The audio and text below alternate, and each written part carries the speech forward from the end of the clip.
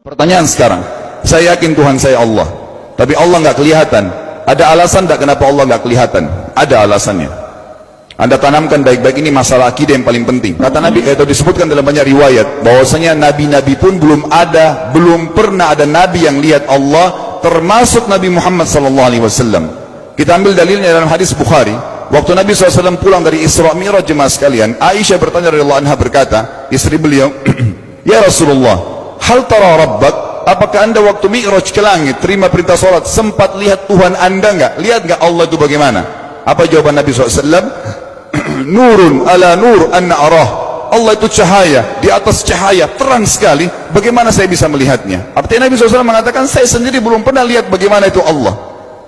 Contoh sebelumnya Nabi Musa alaihissalam. Nabi Musa waktu menerima wahyu Taurat, itu selama 40 hari, turun Taurat lengkap. Al-Quran 23 tahun baru lengkap. Kalau Taurat 40 hari, nunggu di gunung Tursina. Tursina sebuah wilayah di Mesir sekarang. Itu banyak gunung-gunung batu, ada satu gunung batu yang tinggi, Nabi Musa nunggu di situ. Setiap hari Jibril datang turunin surah, turunin ayat gitu. Setelah berlalu 37 hari dari 40 hari menunggu Taurat turun, Nabi Musa AS tiba-tiba bertanya kepada Allah, mengatakan begini dalam Al-Quran, A'udzubillahiminasyaitonirrajim, Rabbi arini anzur ilaik. Wahai Tuhanku, izinkan aku melihatmu. Aku beriman kau ada ya Allah, tapi aku ingin lihat kau bagaimana. Allah menjawab, tidak mau mengecewakan Nabi Musa. Sebagai manusia Allah mengatakan, lan tarani. Perlu anda tahu dalam bahasa Arab jemaah sekalian ada 3 kosakata la, tidak yang berarti tidak. Ada la biasa artinya tidak, ada lam dengan mim, lam artinya tidak pernah, ada lam dengan nun, lan artinya tidak akan pernah. Allah mengatakan apa? Lan tarani, kau tidak akan mampu melihatku wahai Musa. Tapi Allah nggak mau kecewain Musa. Ternyata Musa selama 37 hari jemaah sekalian kagum-kagum melihat gunung-gunung batu di situ. Pergantian siang malam, burung-burung yang terbang, air yang mengalir di lereng-lereng gunung. Lalu dia mengatakan, Allah mengatakan apa?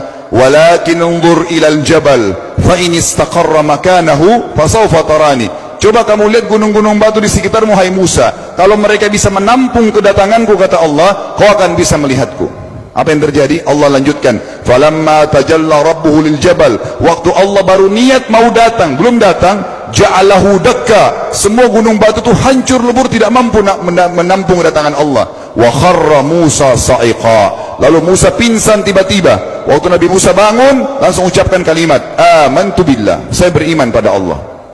Berarti fakta lapangan, nabi-nabi aja belum pernah lihat Allah. Masih pertanyaan lagi jemaah sekalian, kenapa Allah nggak bisa kelihatan? Saya akan jawab dan tolong ini jadikan sebagai pegangan hidup. Ini landasan akidah kita. Kata para ulama, karena anda kalau sholat, anda mengucapkan satu kalimat yang merupakan jawabannya. Allahu Akbar. Allah Maha Besar. Akbar adalah siga mubalaghah dalam Islam. Sesuatu yang melampaui batas, Maha Besar. Kita terangkan. Kata Nabi SAW, perumpamaan bumi yang kalian tinggali ini dibanding dengan langit pertama di atas kepala kalian, ada 7 lapis langit. Allah mengatakan, sab'an shidada, 7 lapis langit yang kokoh. Alladzi khalaqa sab'a samawatin tibaqa, yang menciptakan langit tibaqa bersusun, 1, 2, 3, 4, 5, 6, 7. Allah di atas langit ke-7. Kata Nabi SAW, perumpamaan bumi yang kalian tinggalin dibanding dengan langit pertama di atas kepala kalian, ibaratnya seperti cincin yang dibuang di padang pasir.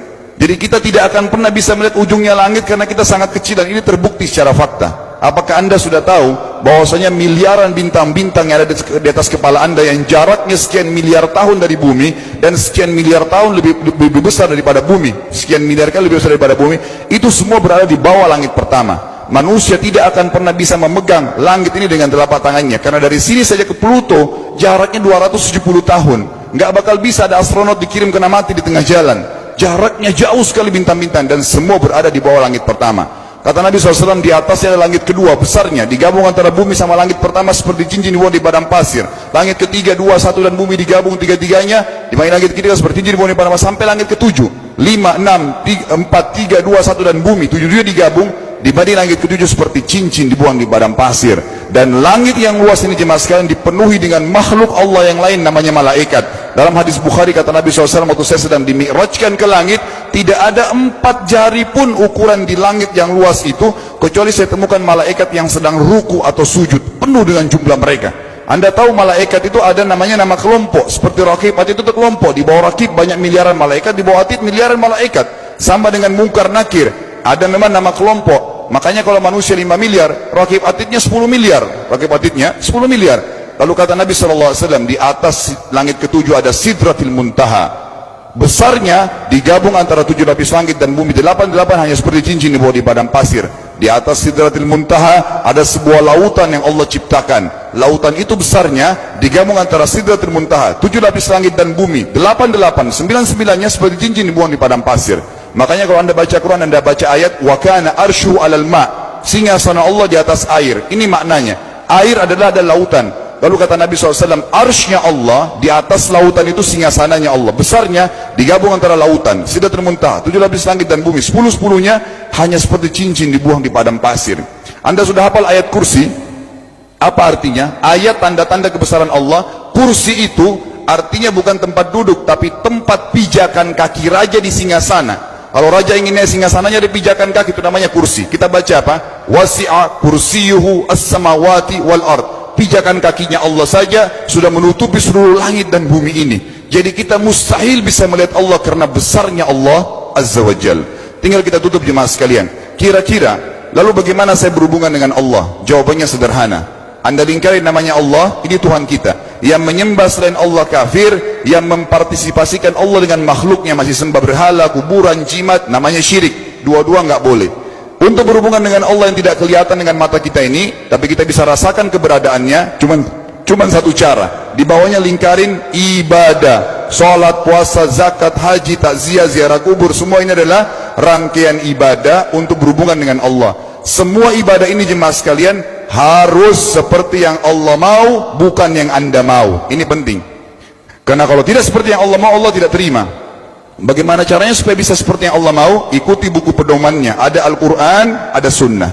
Yang beribadah keluar dari 2 pedoman wahyu ini tidak akan diterima oleh Allah. Seperti anda kalau kerja di perusahaan, pimpinan perusahaan kasih peraturan, Senin pakai baju kuning, Selasa baju hijau, Rabu pakai baju hitam. Datang jam 7, keluar jam 5 sore. Ternyata anda tidak. Hari Senin anda pakai baju yang hari Rabu, datangnya jam 9, keluar jam 2 siang. Dikeluarkan oleh pimpinan atasannya. Itu baru peraturan manusia. Bagaimana dengan peraturan Allah Azza wa Jal? Maka kita simpulkan semua jemaah sekalian adalah, yakinlah Tuhan anda Allah ada, satu-satunya Tuhan. Kalau anda sedang sakit, yang ciptakan anda Allah, yang ciptakan penyakit Allah, yang menciptakan kesembuhannya Allah. Kalau kita sedang musibah sama, kalau kita sudah senang juga sama. Semoga Allah SWT menjadikan kita orang-orang yang senantiasa beriman padanya, dan juga selalu berteguh dalam keimanan tersebut serta mengikuti syariat.